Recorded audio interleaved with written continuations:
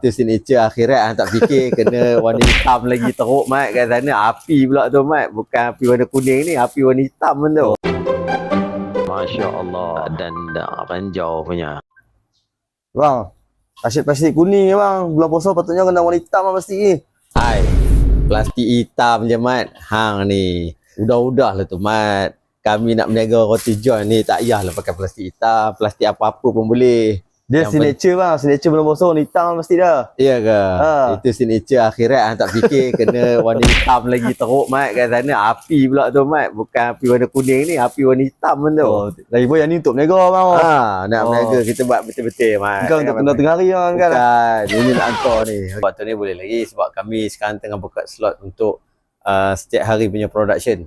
Sebab setengah production tu dia dah buat 2-3 hari dah. Kami punya slot ni untuk sehari-hari. Maksudnya orang tu boleh ambil roti tu sama ada 2 hari sekali ke, sehari sekali ke. Production kami jalan memang hari-hari, insyaAllah. Siapa yang nak tempah roti john, boleh je. Slot masih kosong.